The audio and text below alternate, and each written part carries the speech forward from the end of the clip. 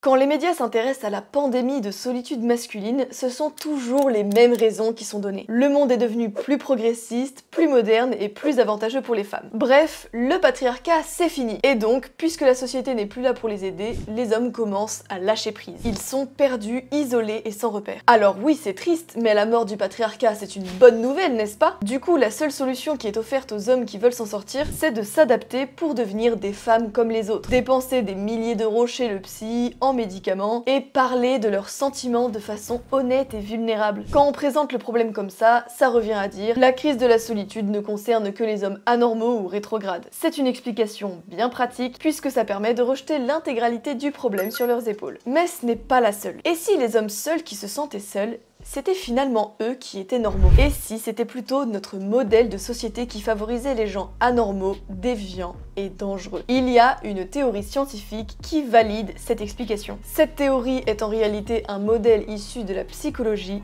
Et ce modèle, c'est ce qu'on appelle la triade noire. Quand vous aurez compris ce qu'est la triade noire, vous ne pourrez pas vous empêcher de voir que partout et de plus en plus, toute la société actuelle est structurée pour favoriser les individus qui ont cette personnalité et pour exclure ceux qui sont normaux. Au travail, dans les médias, dans la culture ou même en amour, ces individus sont favorisés et les autres sont sacrifiés. Sauf que les autres, ils sont 99%. À la fin de cette vidéo, je vous donnerai une petite surprise pour savoir si vous êtes quelqu'un de normal ou si vous aussi vous rentrez dans la triade noire. Mais vous savez aussi ce qui n'est pas normal en 2024, c'est de ne pas encore avoir de produits Kalos chez soi. Kalos, on ne les présente plus, c'est cette marque patriote à l'esthétique léchée qui propose accessoires de sport, vêtements, couteaux ou encore même bijoux, le tout conçu et fabriqué en France par des artisans de notre pays. Leur but est très simple, c'est de permettre à chacun de devenir un fier ambassadeur des valeurs et des symboles qui ont façonné la beauté et la grandeur de notre civilisation. Inspirée par l'art classique, l'histoire de France et notre héritage antique, c'est une marque qui se veut être le reflet d'une France libre, fière de ses racines et résolument tournée vers l'avenir. Là, si vous voulez, on peut pas faire plus clair, porter du Kalos, c'est un moyen très simple d'avoir un signe distinctif qui attirera l'attention des femmes de haute valeur, patriotes de votre entourage. En ce qui me concerne, mes articles préférés, ce sont les bijoux en or massif et notamment le collier best-seller Fides avec son inscription In Hoc Signo Vinces qui signifie par ce signe tu vaincras, ou encore le collier aigle impérial que je porte actuellement et que je trouve vraiment raffiné et à la fois masculin et féminin. Ce sont des bijoux qui en plus d'être beaux, raffinés et fins, sont inspirés d'un savoir-faire ancestral et fabriqués par un maître artisan joaillier à Lyon. Mais vous trouverez certainement de nombreux autres articles dans leur collection pour faire plaisir à votre entourage et à vous-même aussi, ma foi, tout en soutenant l'entrepreneuriat français engagé et ma chaîne aussi par la même occasion. Vous trouverez le lien vers le site en description de cette vidéo et en commentaire épinglé, et je remercie encore Kalos d'avoir sponsorisé ma vidéo.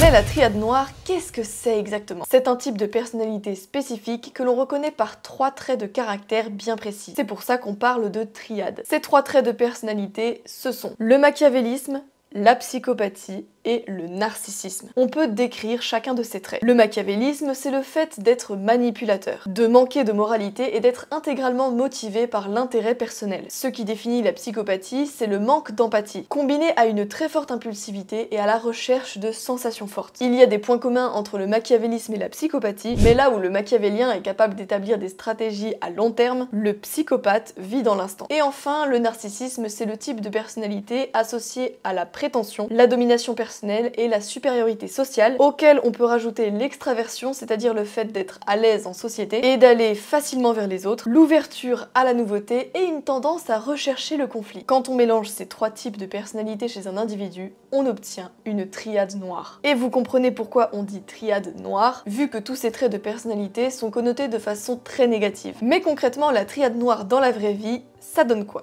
Dans une méta-analyse des comportements au travail menée en 2012, Peter Carl Johansson et son équipe arrivent à la conclusion que les comportements habituellement considérés comme particulièrement toxiques au travail sont fortement corrélés à la triade noire. Les individus qui combinent machiavélisme et psychopathie ont tendance à manipuler leurs collègues de manière particulièrement vicieuse et même à titre physiquement agressif. Et ceux qui combinent machiavélisme et narcissisme vont utiliser leur apparence et leur charme pour séduire leur entourage. Je suis sûre que cette description vous fait penser à un collègue de travail ou à un camarade de votre promotion. Ce que montre la recherche, c'est que la triade noire est très représenté chez les cadres supérieurs et les PDG des grandes entreprises. On comprend facilement pourquoi. Si on est à la fois manipulateur, assertif et peu émotionnel, il est d'autant plus facile de gravir l'échelle du succès. Et donc, plus le monde du travail devient compétitif, plus ce genre de profils seront récompensés. Au bureau, le collègue non psychopathe devra se contenter de son travail pour progresser. Pour peu qu'il soit mal managé, il va vite être bloqué dans sa carrière, alors que son collègue psychopathe va progresser beaucoup plus rapidement. Parce que le collègue qui a une personnalité de type triade noire, il a des outils en plus. Il n'a pas peur de séduire, d'influencer, de manipuler et voire d'intimider. Pas besoin de fournir un travail formidable si vous arrivez à faire croire au N+1 qu'il vous doit une faveur. Pas besoin de bien gérer votre équipe si vous savez que votre responsable de branche a un faible pour votre décolleté. Ça, c'est pour le monde du travail. Mais en amour, ça donne quoi la triade noire? Vous pouvez vous en douter, c'est une catastrophe. Pour les détails, je vous ai mis les études dans la description. Mais voici la version résumée. Les individus qui ont la triade noire ont tendance à avoir des relations de courte durée de type coup d'un soir, plan cul ou amis qui couchent ensemble, une grande insatisfaction dans leur relation, et enfin une tendance à provoquer la rupture beaucoup plus souvent que l'autre dans la relation. Les machiavéliens ont tendance à causer la rupture en disparaissant, et ceux qui sont des psychopathes vont plutôt chercher à confronter l'autre pour l'accuser. Je ne sais pas pour vous, mais quand je lis cette liste, j'ai l'impression de voir le modèle dominant qui sert presque de référence à la majorité des relations aujourd'hui. Courte, instable, non romantique et interrompue sur un coup de tête, c'est le schéma omniprésent dans la vraie vie et dans les médias. On est habitué à voir des films ou des séries qui sont construits autour de ce genre de relations compliquées, instables et explosives. Est-ce que quand on regarde des séries Netflix, on ne s'habitue pas finalement à regarder pendant des heures des psychopathes machiavéliens en train de détruire leurs relations avec d'autres psychopathes narcissiques? Ce qui est sûr, c'est qu'en proposant un modèle de relation qui est adapté aux gens qui tombent dans la triade noire, on exclut tous les autres. Et pire, on risque de faire croire aux personnes les plus influençables que c'est le modèle à atteindre. Ils se disent qu'ils obtiendront tout ce qu'ils voudront s'ils se comportent de la même manière que les personnalités de type triade noire. Mais les gens normaux, ils ont de l'empathie. Pour eux, il est douloureux d'exploiter, de trahir et de mentir en permanence. Mais justement, est-ce que la triade noire, ça touche de façon égale les hommes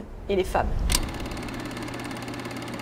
Ce que montre la recherche, c'est que les hommes ont des scores beaucoup plus élevés que les femmes sur les 3 traits qui définissent la triade noire. On peut d'ailleurs penser pourquoi, en moyenne, les hommes ont plus de succès économique que les femmes. Mais il y a cependant 2 phénomènes tout à fait étonnants qui sont à l'œuvre depuis plusieurs années. D'une part, le niveau global de narcissisme augmente, surtout chez les individus qui vont à l'université, et d'autre part, la différence de narcissisme entre les hommes et les femmes s'est considérablement réduite depuis les années 90. Pourquoi a-t-on l'impression d'être entouré par des personnalités de type triade noire? Déjà, il faut savoir que l'essentiel de l'origine de la triade noire est d'origine génétique. Mais la part environnementale existe bel et bien, surtout pour le machiavélisme. Comme pour beaucoup de déséquilibres psychologiques, l'explication se trouve à l'époque de l'enfance. Il semblerait que lorsque des parents surprotègent leur enfant mais ne leur donnent pas assez d'affection, ils font la combinaison parfaite pour développer la triade noire. Quand des parents interdisent à leur enfant de sortir quand ils ont 17 ans, leur demandent de passer tout leur temps libre à étudier, mais ne vont jamais s'intéresser à leur vie d'adolescent et leurs problèmes, ils cultivent sans le savoir une personnalité machiavélienne chez l'enfant. Est-ce que l'Occident a subi un gigantesque bouleversement génétique qui a fait exploser la triade noire? C'est peu probable en si peu de temps, même avec l'immigration massive. Si l'augmentation des personnalités de triade noire a augmenté, c'est pourtant qu'il y a bien une cause. L'option qui reste, c'est le facteur environnemental. Est-ce que c'est une modification radicale des méthodes parentales? Il y a peut-être un rôle. Mais tous les gens qui ont cette personnalité n'ont pas eu l'enfance que j'ai décrite plus haut. À mon avis, il reste un seul facteur d'explication crédible.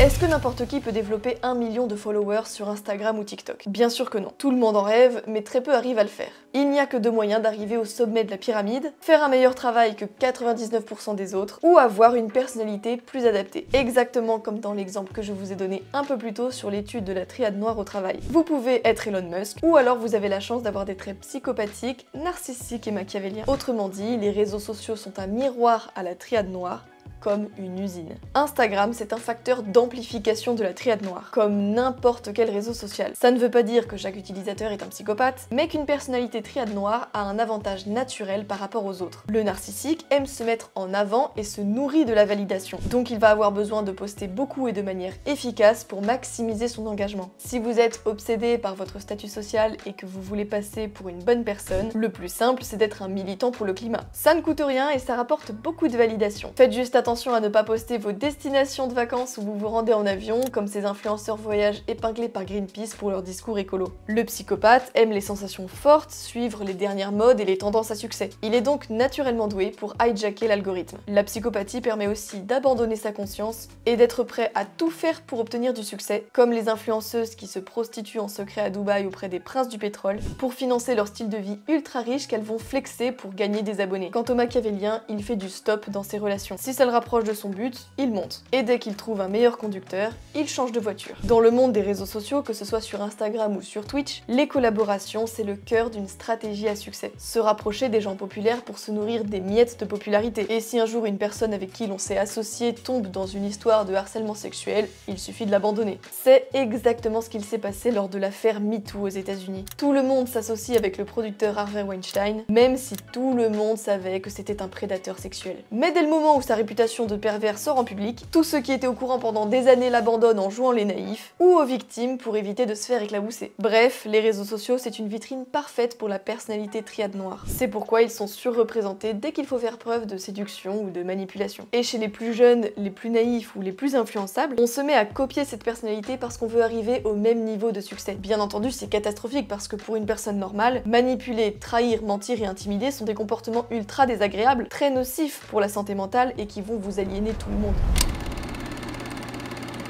La solitude qui ravage l'Occident, on peut voir ça comme le résultat d'une grande expérience dans le monde réel ou virtuel. Dans cette expérience, on transforme tous les domaines de la vie, de telle sorte que ce sont les personnalités manipulatrices, psychopathes et narcissiques qui réussissent. Et du coup, tous les autres, les gens normaux, se retrouvent exclus. Au travail, sur les réseaux sociaux, dans la culture ou en amour, on a l'impression que les psychopathes font la loi. Ce n'est pas faux dans la mesure où les psychopathes existent et où ils sont bel et bien mis en avant. Mais il y a aussi une foule d'individus qui se contentent de copier ces modèles parce qu'ils sont dominants. Combien de filles pensent que de casser leur couple sur un coup de tête, c'est le signe qu'elles sont des bad bitches assertives et modernes, alors qu'elles ont juste consommé du contenu créé par une psycho sortie de TikTok. Et pour celui qui ne veut pas devenir ce modèle ou accepter une fille qui joue ce rôle, ça réduit encore le nombre de partenaires possibles. On sait que les réseaux sociaux, en règle générale, sont nocifs pour la santé mentale et augmentent les risques de dépression. Mais va-t-on supporter ça éternellement, ou va-t-on bientôt assister à la révolte des non-psychopathes? En attendant, il y a un choix que chacun peut faire, s'évader autant que possible des espaces psychopathes, c'est-à-dire de tous les endroits réels ou virtuels qui sont créés par et pour les personnalités de la triade noire, et choisir des espaces faits pour les gens normaux. C'est déjà une façon de se sauver. Un dernier mot, comme promis, je vous mets en description un questionnaire qui va vous permettre de déterminer si vous avez une personnalité de type triade noire ou non. C'est toujours une bonne chose de se connaître soi-même.